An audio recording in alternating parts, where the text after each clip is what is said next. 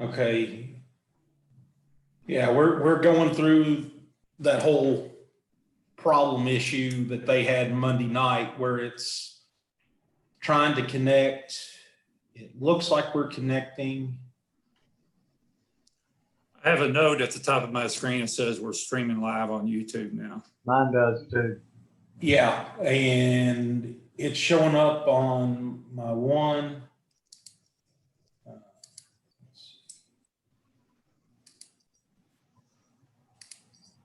Yes, we are live on YouTube. I checked on through the link that they do, and then also I just gone into the YouTube page on its own just to check and make sure, so I would know. So yeah, so we are good, and we've got Wayne, Joe, Carol, and Brent. I see Brent is got his video off and mic muted. So, but we do have quorum, and Brent told me last week he would not be here today. So I don't know what he had something going on. Darren. You mean Darren? Yeah, Darren. I was looking at Mike's link trying to connect. Well, it's funny because I got a reply email from Darren just a few minutes ago before I logged on. In my email, Yeah. You know, when Steve sent the link this morning for the Zoom meeting, then I got a reply back from Darren. Yeah, I got one too, but the one I got was blank. Yeah, mine too. I figured it was that he checked the decline box or whatever, and that probably wouldn't show up to us. It probably showed up to Steve. Okay, Yeah, maybe. So. yeah. Okay. I think that's the way it works. Okay. I don't know. I'm still feeling my way around on these Zoom meetings. Likewise. I'm out of my element because I'm not in my office. I'm sitting at Steve's desk on his computer. So I'm all. We're destined for problems. Yeah, it's. Don't say that. I'm not going to say we're set up for failure, but we're not making it the easiest of ourselves. Well, I think I've been on one every day this week. Sometimes 2 in a day. Well, I guess we just need like Carol host. She's No, Carol does not want to host because Carol does not like doing this, but I have to do it. Yeah, but it sounds like you got more experience. No, not really. Well, you know, the Zoom meeting, hosting a Zoom meeting is pretty straightforward, but I know nothing about making the link to YouTube. I don't know Once anything you get it about set that up the either. first time, it's easy. But it's getting it set up that first time is Well, you need to, it's a you need to doozy. teach us how to set it up on YouTube. We had enough trouble. I have no intention of going through that again. Yeah. So, okay, it's 1:30. So Wayne, if you want to call us to order. I will do. I'd like to call our meeting to order of the Planning Commission, and we'll all stand and say the pledge. Enter the flag.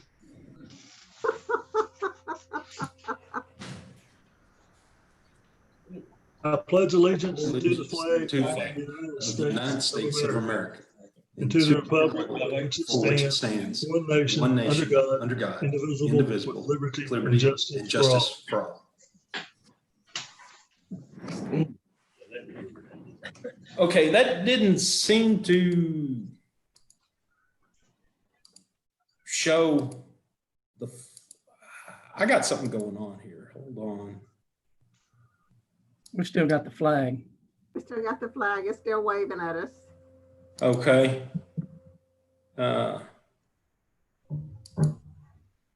Somehow my box got minimized. I think all of our boxes got minimized.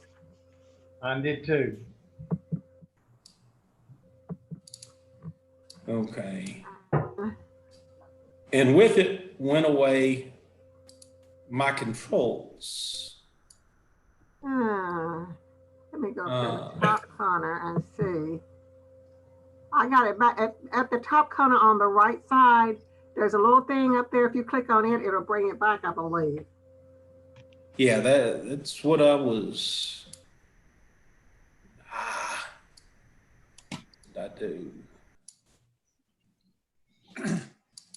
I got a plat on the screen now, Greg. Right. Okay. Okay. And the thing is, on my controls, it's not showing that. Yeah, it's showing the Smith LaSalle development plan. Yeah, okay. Well, we can. There's our first one. That's the tabled one. So I guess we can get started. We'll just have the plats shown on the screen if that works for everybody. I'm gonna have to take a minute and get everything printed out. I don't have the printout of all of the scripts. And I think there's only 2 of us here that can read them. And I don't have the printouts either, so we're gonna be operating by a thin line because I didn't have time to print out. I just printed out the agenda. Okay, and I see, well, Brent needs to unmute himself. If he's got them, he can read them. I know how to second. I know how to second too. That's one thing we're good at, second. That's right. Well, all right, we'll start with old business. The minutes, if nobody has any changes or corrections, they'll stand as is. All right, conditional and preliminary approval updates. Yeah, it's Tiana Estates, still waiting on the final paperwork for the roads.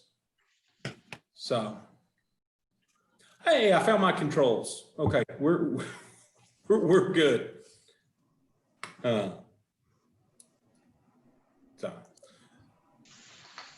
Okay, yeah, Tiana Estates, the only thing we have on the conditional preliminary, everything else has been cleared up, and it's off, it's out of planning and zoning. It's on to David or whoever else. All right. Do I have a motion to untable the tabled waiver? I move to remove from the table the waiver application of Corey and Rachel Drappin, 6355 Cold Springs Road. Do we have a second? Second. Call roll, please. Commissioner Hausman? Aye. Commissioner Metzger? Aye. Commissioner Young? Aye. Chair Elliott? Aye. All right. All right, do we have a motion pertaining to that? Well, I guess before we do that, this plat was tabled last month. There was issues with the utility notes. Those have been corrected. One thing that we didn't mention last time that is a little unusual on this, instead of having a front and a secondary front, because setback lines had already been established, this property actually has 2 fronts shown.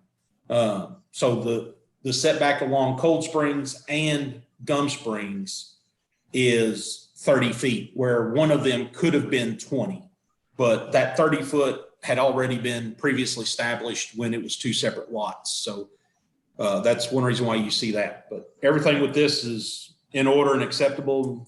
We recommend it being approved.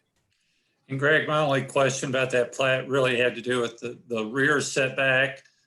If the house faces north, then he's got the rear setback correctly, you know, with the 25 foot along that rear line. But if it faces east, then the setback is not accurate.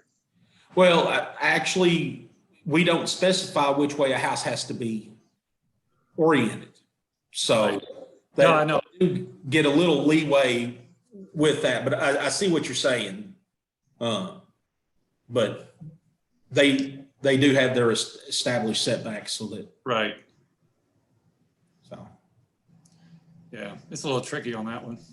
Yeah, anytime you've got a corner lot, That's why so much of the time on corner lots, instead of them actually showing the setbacks, they actually only list the setbacks, because especially if it's undeveloped, you never know which side they want to take as the primary front versus the secondary front. So that with that, then you don't know which one's going to be the side and which one's going to be the rear. Right. But yeah, so, but I think everything's good on this one now, and ready for approval. If no other discussion or questions, do we have a motion? I move to approve the waiver application for Corey and Rachel Draffin. Do we have a second? Second, Call roll, please, Mr. Cannon. Commissioner Hausman, Aye. Commissioner Metzger, Aye. Commissioner Young, aye. Chair Elliott. Aye. All right, moving over to new business. Do we have a motion? I move that this commission receive and file the applications for proposed subdivisions of property filed by Robert Kahn, Shade Tree Village, Sheldon Mathis, Richard and Lottie Wooldridge, Falcon Hip Enterprises, Jerry Allen Nelson, Kristen James, Backus Properties, Birch Creek Subdivision, Glenn Brown, and John Summers Subdivision. Do I have a second? Second. Call roll, please. Commissioner Hausman, Aye. Commissioner Metzger, Aye. Commissioner Young, Aye. Chair Elliott. Aye. All right, do we have a presentation on the con? Yeah, okay, I've got this, should be the plat showing on the screen now.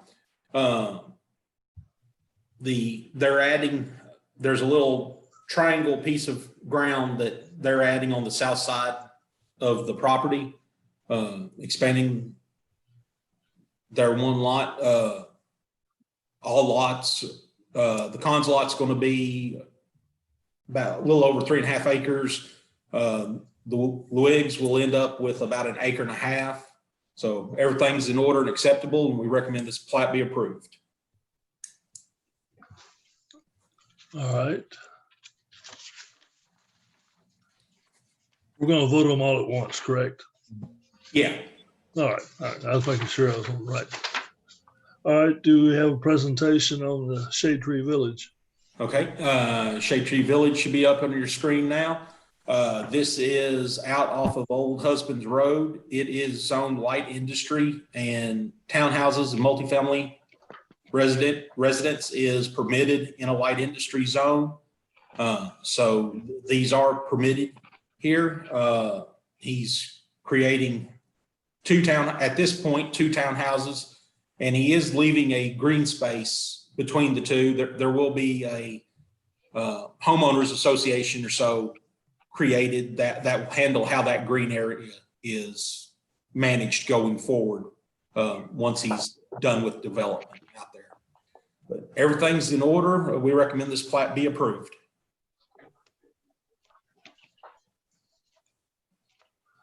All right, moving on to Mathis. Okay. In Mathis, you've got two large lots there.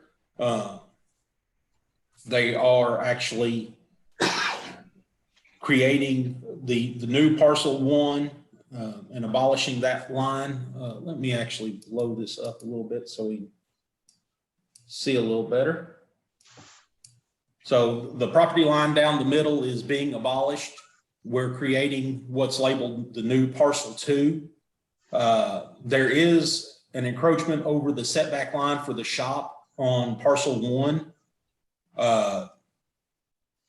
If that shop is destroyed by 75% of area or value, they will not be allowed to rebuild in that location. They will have to meet the setback requirements. Beyond that, everything's in order and acceptable. We recommend this plat be approved. If no comments, moving on to Wooldridge.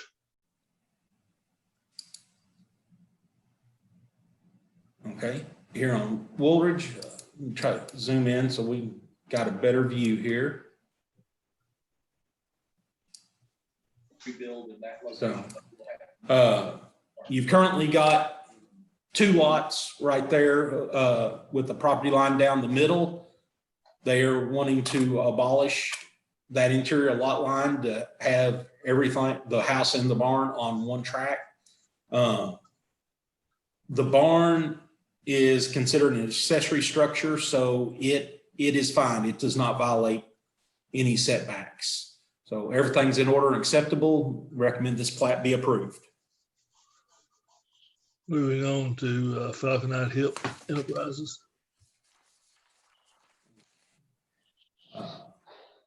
This one has been through a couple of times. I'm not even going to try to blow it up because there's just too much. The back half of the subdivision that was never developed, they are selling that to one buyer. So they are putting a cul-de-sac to close off the one road, abolishing all of the right-of-way and easements that were created in the original subdivision, so that it's just one tract of land. Because those roads were never developed, they were never taken into the county's road system.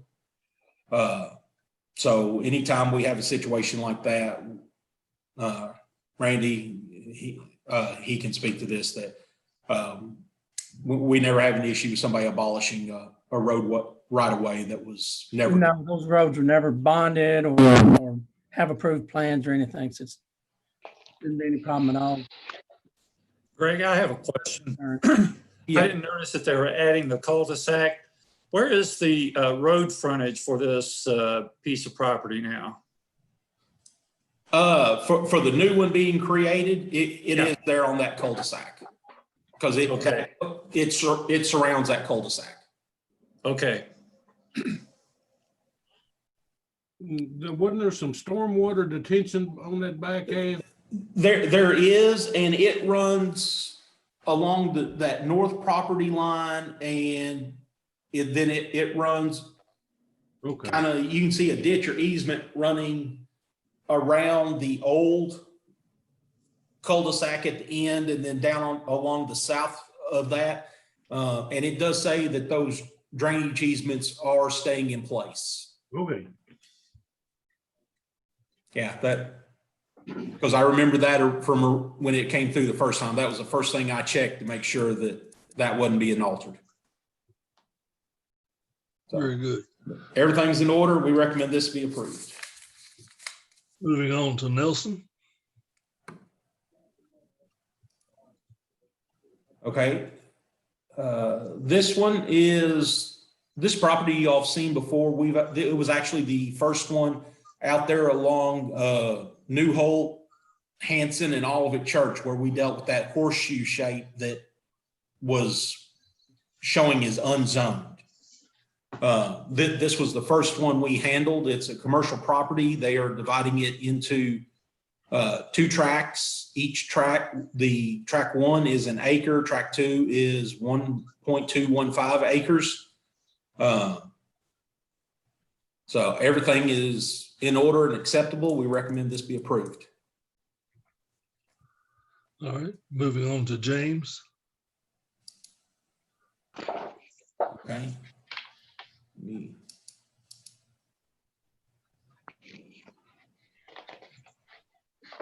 Right here, they are creating a line between the revised lot 2 and lot 3. The garage currently encroaches, so that's why they are moving that lot between lot 2 and lot 3. Everything else is in order. We recommend this plat be approved. If no questions, moving on to Bacchus property. Okay, this is an interesting one. When I sent you your plats, I sent you an explanation that Rick had written up for us.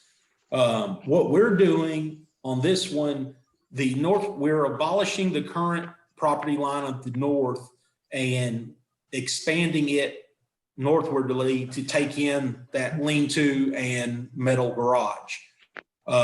There is a question about where the southern property line is, but we're not actually addressing that with this. Actually, the issue of where that southern property line is going to have to be resolved by a judge. So that's outside of us. Everything else with this though is been reviewed, it's acceptable, and we recommend it be approved. Question, Greg. Is there a dispute between the neighboring owners about where that southern line is located? Well, Sonny, Rick's on. I'm gonna let Rick answer that. All right, can you hear me, Sonny? Yeah, All right. The Bacchus actually is occupying to the southernmost line and has done so for close to 40 years plus. Right. And as of right now, there is no dispute. There's just a conflict in the way the deeds are written.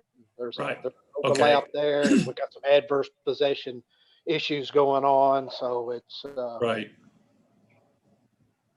Who's the owner of that property to the south? I can't read it on the screen. Jeremy Stiers. Okay. Yeah. Okay, thank you. Yes. And the note that Rick sent us about this, because it was a lot more detail than he just gave us. It was about 2 paragraphs long. That's going to be included in the record of this meeting. So it will be recorded with the full file for this meeting. All right, moving on to the Birch Creek. Okay. Another interesting one that Rick's got for us. You've got the Kraus, who owns on both sides of LaRue Avenue. And you can see where the house is listed on track B, and the driveway just east of the driveway is where county maintenance ends. So they're going to consolidate their 3 lots on the north into 1 lot, the 2 lots on the south side of LaRue into 2 lots. While county maintenance ends and that road's undeveloped, that is the only access that the Englerts have to their property. So that's why that portion of the right of way, even though it's undeveloped, is not being abolished with this, is because that is the Englerts' access. So, but everything's in order, and we recommend this be approved. All right. The Brown property. Okay. This one has been through before. They had originally had combined track 2 with track 3A or the revised track 3. Then they now have a potential buyer for track 2. So they're wanting to cut it back out. So we're simply putting it back how it was. There is a frame shed on track 3 that is 0.44 feet from the property line. If that shed's ever destroyed 75% of value or area, it will not be allowed to be rebuilt in its location. At that point, they will have to follow the setbacks for it. But everything else is in order, and we recommend this be approved. The Summers. Okay. And here on Summers, they are creating the back property line for lot 8, and they are abolishing the line that separated lot 7 and lot 8 there at the back, to take that all in to lot 7 to create a large lot 7. Their driveway currently for their garage currently encroaches over the property line. So now this will be all on their property. But everything else is in order and acceptable, and we recommend this be approved. If no questions about anything, do I have a motion?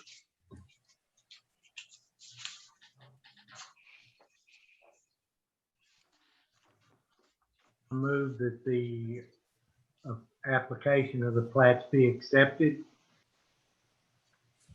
Do I have a second? Second. Call roll, please. Commissioner Hausman, Aye. Commissioner Metzger, Aye. Commissioner Young, Aye. Chair Elliott. Aye.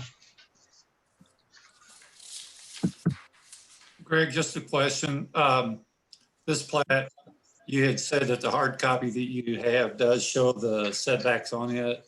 Yes, Okay. yes. The copy that Wayne will be signing, that one I sign and Wayne signs, it does show the setbacks. All right, moving on to LaSalle. Do we have Mr. Cannon, would you like to present the development plan and staff report? Yeah, I'm trying to clean my screen up here a little bit for a second. All right. Okay, you should have their development plan up on your screen now.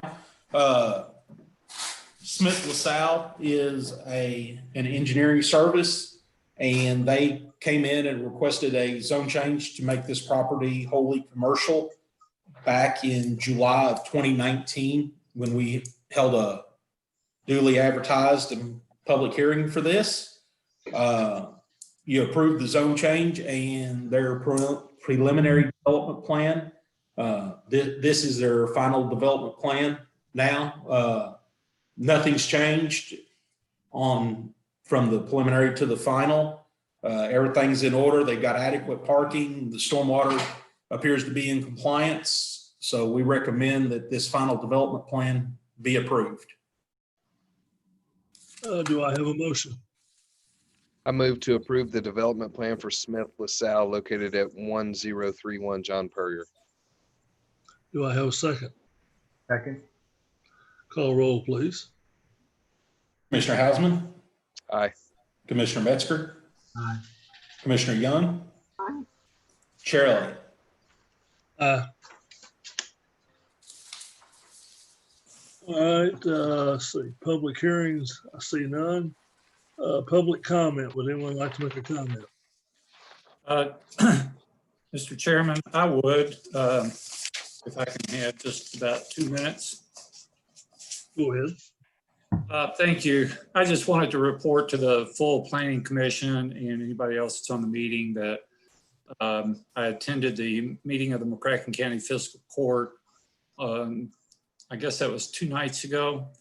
Yeah, it was Monday.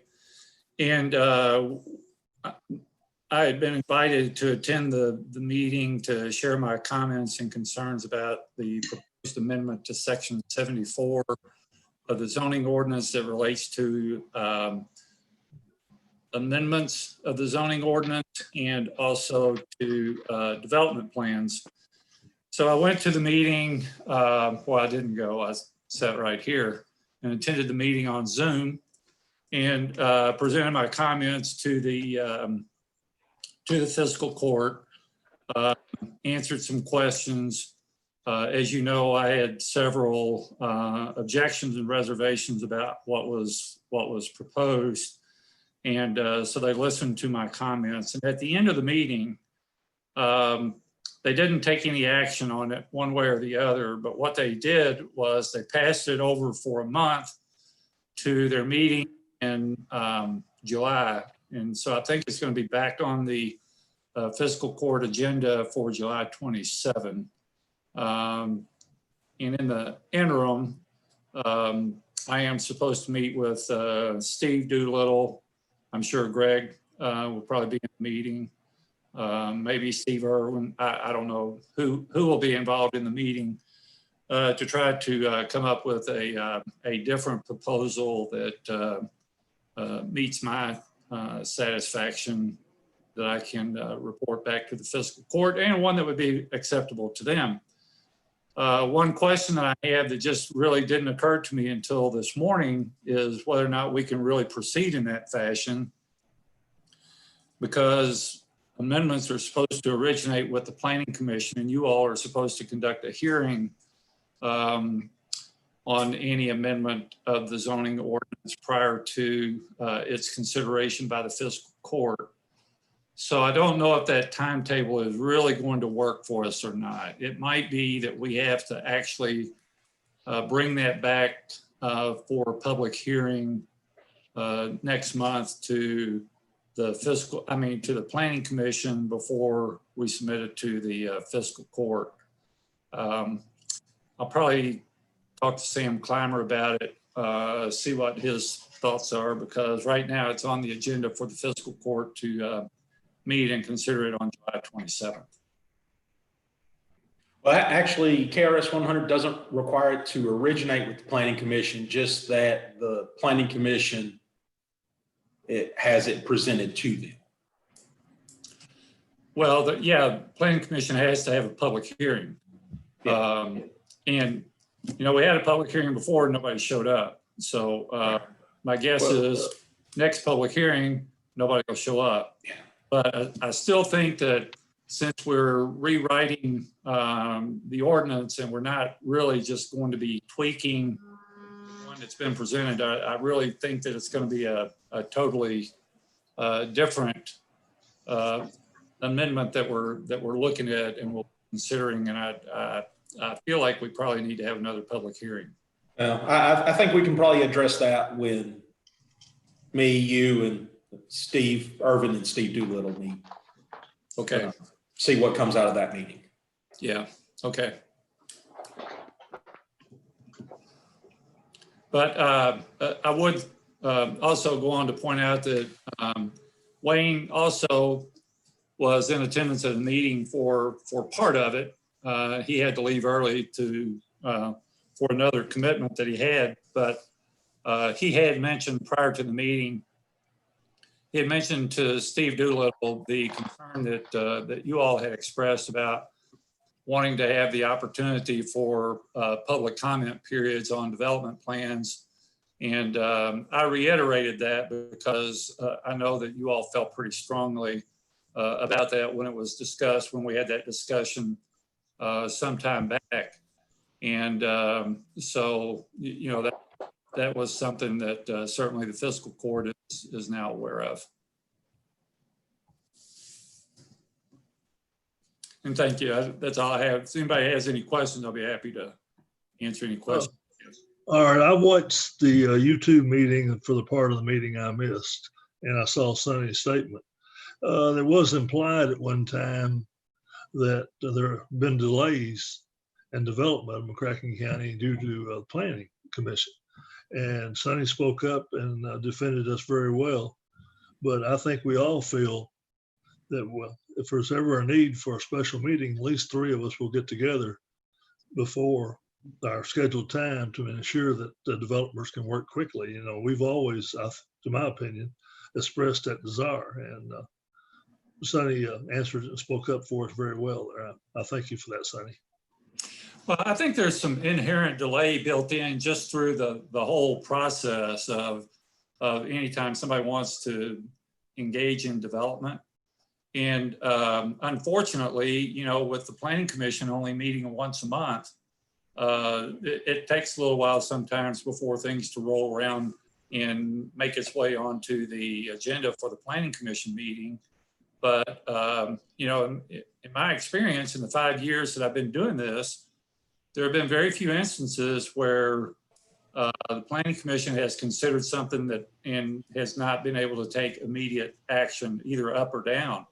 I mean, sometimes you voted against developments that have been proposed or zone changes that have been proposed for one reason or another. But for the most part, I mean, you consider it in a very timely fashion. And so I think that kind of gets lost in the discussion. I don't know where the delays are because I'm not involved in the development process from the beginning. So I don't know where those delays come into play, but I don't think that it's fair to say that, you know, it's because of the Planning Commission in any sense of the word.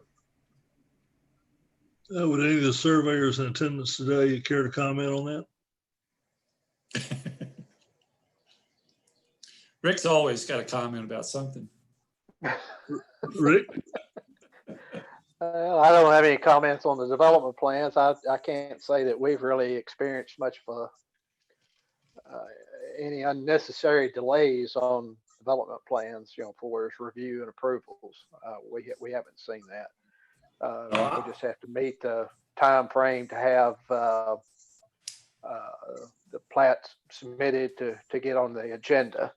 As Sonny or Wayne one said a moment ago, we only have the one meeting a month, and most all the local developers are aware of that, as the realtors. So, everybody anticipates that. So, Well, and Wayne and I've already had this conversation. There have been requests for special call meetings that I haven't brought to you all because the special call meeting was going to be a matter of days before our regular meeting. And trying to get you all together twice within a period of 3 days, not to mention everything I have to do for a special call meeting. If we were a bigger department, more people, we may be able to do that. But with the time constraints that I have, and by the time we get everybody notified, we meet our notice requirements and we do that. And the fact that a special call meeting is $500, that's great. But to try to do that and then say have a meeting on Friday when our regular meeting is on Wednesday, just it doesn't make any sense. And that's normally what's come up is when somebody's asked for a special call meeting, is that they were only going to gain like 3 or 4 days. One time it was going to be a week. It was actually, it could have got approved the Wednesday before. And when I said, do you want to pay $500 to gain 7 business days? They opted against it. I gave them the option, but they opted against it. So that there are a few though that they agree when we're talking about a difference of a couple of days that it's not worth it. They're fine with that, but that doesn't mean that they don't turn around and say, well, I was delayed because the planning commission didn't meet until the 4th Wednesday of the month. I hear that frequently. I probably at least once every 2 to 3 months, I hear that. Well, when Carol and I first got on the board, we did meet twice a month. The reason we went to the one was just for the pure number of business issues. There just wasn't enough. Well, I can tell you to do a special call meeting is more work than for one subject. For a special call meeting takes more time and more work for me than putting this what we had 11 waivers total on today. It's number of work hours in a day that plays a big part in it. And I couldn't imagine trying to do 2 of these in a month. That I wouldn't know which way was up. Well, the comment didn't lead to believe it was a matter of days. They were talking, it was sort of open-ended the way it was worded. Well, like we were holding people up a month or 2 months. But what happens when they're in my office versus when they run into the deputy judge or somebody else on the sidewalk? Right. The information being relayed may not always match up.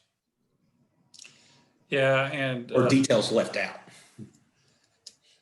I always, and I'm always, maybe I'm too cynical, but I am skeptical when I hear of unnamed sources, crying foul. And that's kind of what I heard Monday. Likewise. Well, if there's no other comments, do we have a motion about bills to be approved? Can you put the bills up on the screen? I'll just give you the number. Okay. Well, okay. Oh. There you go. Okay. The total for the bill is $892.50. Do we have a second? Second. Call roll, please. Commissioner Asman, Aye. Commissioner Metzger, Aye. Commissioner Young, Aye. Chair Elliott. Aye. And executive session, I don't believe is necessary. If no one else has any comments or questions, I have a motion to adjourn. I have something I'd like to bring up, Wayne, if I could a moment. Yes, yeah, go ahead. We had comments that came in on our plats that we just received today about adding the building setbacks instead of just having the note on there that we've had over a number of years. And we don't have a problem with showing the setbacks. There is one thing that I would like to point out, that when you have a corner lot that fronts on obviously two streets, you normally have a reduction in the setback on the secondary street. In that case, if the surveyor is drawing in the setbacks, and he draws it in and picks a street for the reduction, it's kind of committing anyone buying that lot or developing that lot as to which way the building would have to face as a front. But that could be addressed in some notes on the plat showing the front setback on both streets, and with a note in there that one street would be reduced by 10 foot down to a minimum of 20-foot setback once the lot is developed.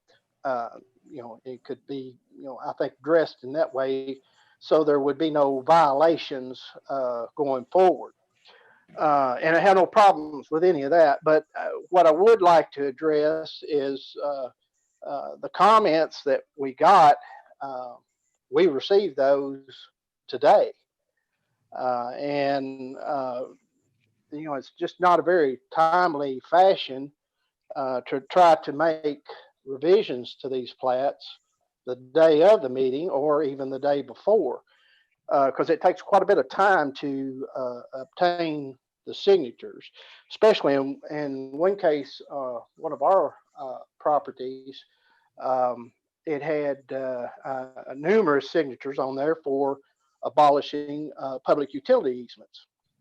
Now, the addition of these setback lines wasn't that big a deal that they couldn't be added, but if there are comments that would require major revisions and stuff to be redrawn, we would have to go back and get signatures once we've already done that. Now, I know these comments came from Sonny, and I have no problem with them. The thing is that I'd like to point out is I would like to receive Sonny's comments in a more timely fashion, like we received the comments from Greg and Randy when they do their technical review. We turn the plats in 2 weeks prior to the meeting, and then they review it. A couple of days later, we get those comments. We make whatever dot an I, cross the T, or whatever changes we need to do, and then we submit our final copies.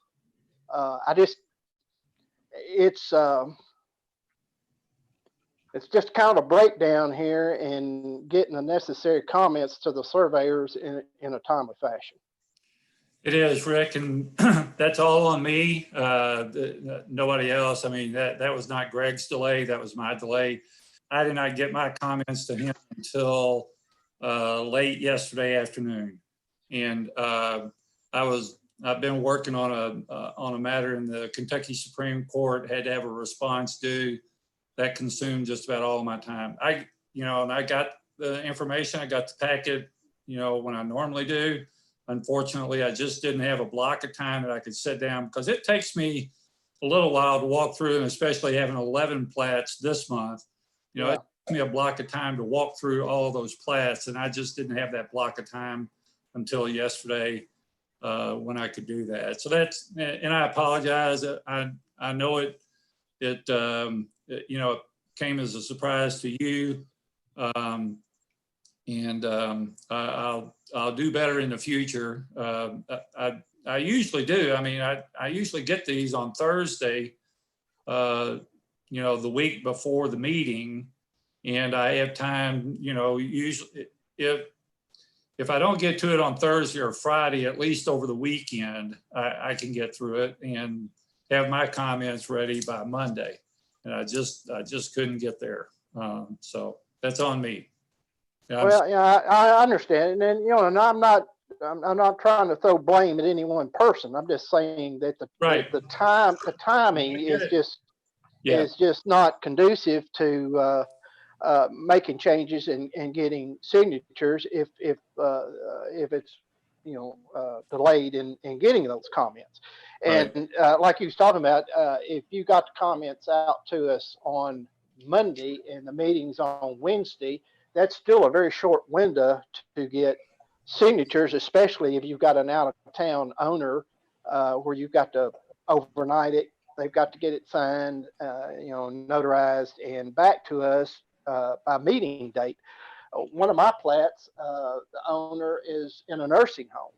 And that was quite an ordeal because their family can't go in and visit them. They had to make arrangements to meet with someone, an employee, management employee with the nursing home to give them the plats and arrange for a notary and signature. So, and that's an unusual circumstance. I mean, everything's unusual circumstance right now dealing with COVID. Everything's brand new and everything's a learning curve. But even under normal circumstances, if we got our comments from you on Monday and the meeting is on Wednesday, that's still a very short window. Well, Greg, do you have anything to comment on this? No. I think Rick has stated their concerns and Sonny stated, and I got those from Sonny yesterday, but yesterday the courthouse was closed because of voting. That was the only thing we were open for. So I actually didn't get his comments until this morning. So I can tell you, and Rick and Don and Mike can all vouch to this. It was pretty hectic this morning. There was a lot of phone calls, a lot of emails flying back and forth. Rick and Don both been into my office this morning, bringing stuff in. I know Clay, he had the first two, he had some changes on there. And I caught him literally right as he was walking out the door, and he had to stop, turn around and go back because he was going to be in Marshall County working on a couple of different projects all day. So, it's been frantic around here today. I was kind of relieved when the meeting started. That meant for me, things were going to calm down.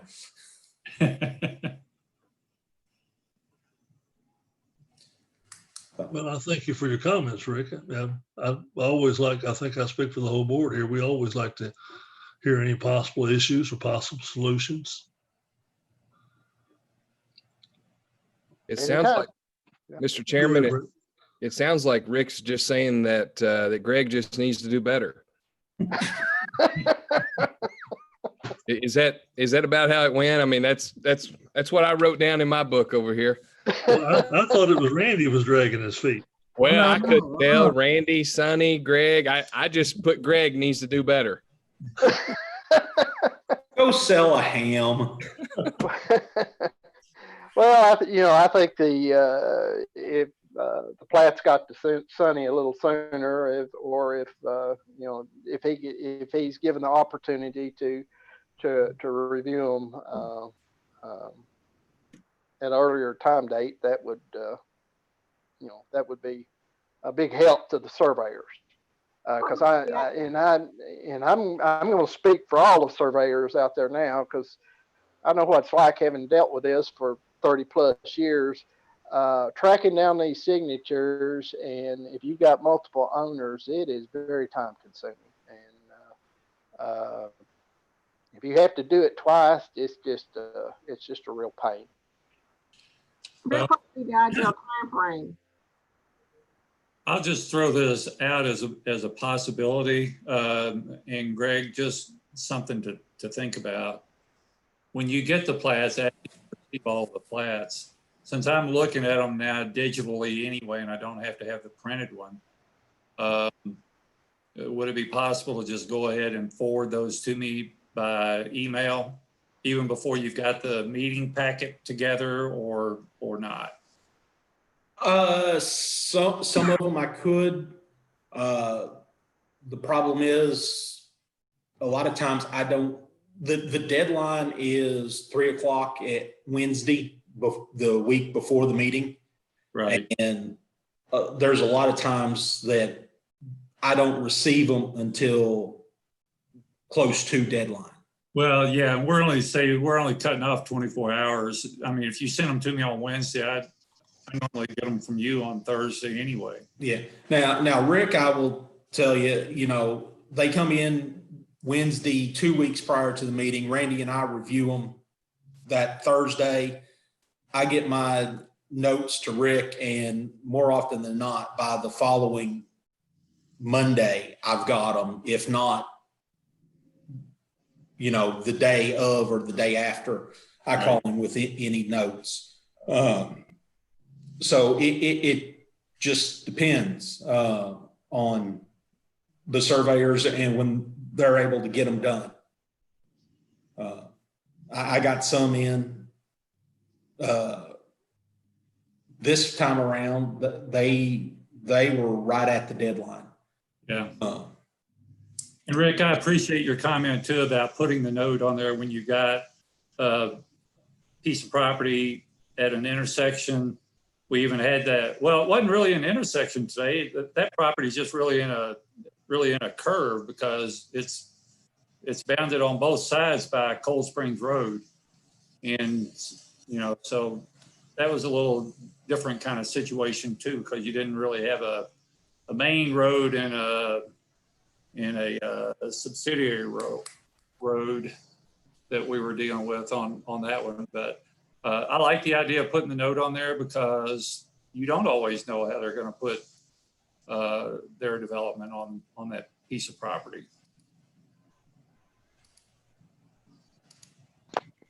I'm sorry, I should have switched the screen a long time ago. Sorry, y'all. Well, I guess, anybody else have anything to say on this issue? But I think that all those involved need to have more discussion without really the commissioners. We shouldn't be really involved with trying to expedite the handling of papers before they get to us. Yeah, right. Because everything you all see, you're supposed to see either with your meeting packet or at the meeting. You're not supposed to have any outside involvement prior to the meeting. I mean, you're allowed to call me if you've got a question, need an explanation on something, but even then, every time any of you all have done that, I've said, make sure you bring this question up at the meeting. Well, I guess, do we have a motion to adjourn? We sure do. Do we have a second? Second. Call roll, please. Commissioner Hausman, Yes, sir. Commissioner Metzger, Aye. Commissioner Young, Aye. and Chair Elliott. Good to see you today, Brent. Hey, it's good to be seen, sir. Till next time. Let's get back to selling hams for Kiwanis. That's exactly right. It's busy over here. Thank you for your comments, Rick. You're welcome. Thank you, Rick. Y'all welcome.